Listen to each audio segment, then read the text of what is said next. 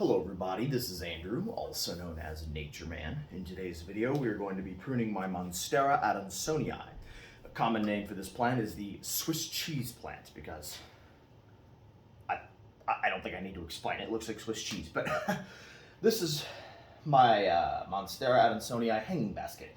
Yes, it is a 4-inch pot hanging basket. But look, it has over 2 feet of growth. In today's video, I'm going to show you guys how I propagate Monstera. Now, in case you don't know, all species of Monstera are vines. Even the ones, the giant leaves, not this species, the very more common one. It is a vine. You can train them and they'll climb up trees in tropical regions, or if you're using it as a houseplant, you want to get like a totem pole or a trellis, because they are a vine. All Monstera species are vines. But in this video, we're going to be talking about how to propagate this. It is so overgrown, I can get free plant propagations with this. So I'm going to move this a little bit closer to the camera. Do you see these little dots right here? I'm going to make sure I can. You see these little dots? Those are the nodes. This is where the roots would form. And so every cut, I'm going to make sure I get at least one of those little root buds. Because it's a vine, they naturally produce roots. No rooting hormone or extra care is required to make the plant produce roots, because it's a vine, it naturally produces them even while it is still growing on the plant. So what we're going to do, I have my vase of purified water here. We're not using pure tap water, I'm using tap water that's been purified. Just because of the minerals and toxicities that are in tap water. See that? I'm going to make a snip, that's where the root is, so we're going to snip it just below that. We want to cut all except the very top 1 or 2 leaves. So if we have, let's say we have 5 leaves, we want to leave only like 1 leaf at the tip, because you want the energy to go into root production, not into photosynthesizing and growth. It'll take away from the root growth and your plant could eventually die.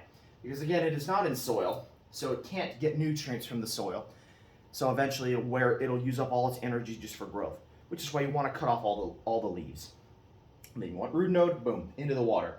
And when you put in the water, you cannot have any leaves or tissue touching the water. It'll cause rot and kill all your cuttings. So when you use the water method like this, because I like to see my roots before I pot them. I could just simply pot it up, but I'm a visual person. I need to see the roots before I put them in the soil. So within a matter of days, probably within 2 weeks, this will have good, healthy roots. The key is you cannot have any leaves touching the water. It will cause rot and it will spread to all of your cuttings. You can have no leaves touching the water. That is key when rooting anything in water. We're going to continue the same exact process. See that? You got to remember which way is up and down. I'm going to cut off this leaf because it's useless. And you see that node? That's where the roots are going to form. Stick that in the soil, and we just do that all the way up the plant.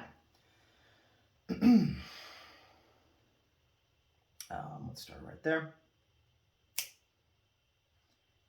Now for this one, I'm simply just going to cut off the leaf. I don't need it. It'll regrow leaves once it has roots. Same thing here. Cut off the leaf. And I'm going to cut off both of them for this instance because it's such a small cutting. And it'll develop roots. And I just do that all the way up the plant. And I'll have many, many cuttings.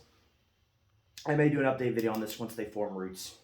Hope you found this video fun, entertaining, and most importantly, educational to you plant peeps out there. This is Nature Man signing off. Bye.